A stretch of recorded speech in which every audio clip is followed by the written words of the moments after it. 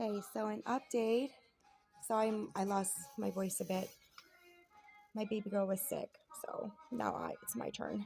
But this is an update on the African daisies. So we got germination happening, and every I call them my little meatballs of soil pots. We got germination happening, so they're coming out great. Little babies here,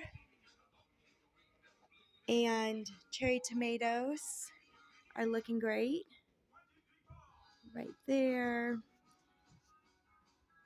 Here, this right here, with these two, it's about 50 plants right here. These are zinnias. Zinnias are looking great. These are the semi-dwarf for mini boo.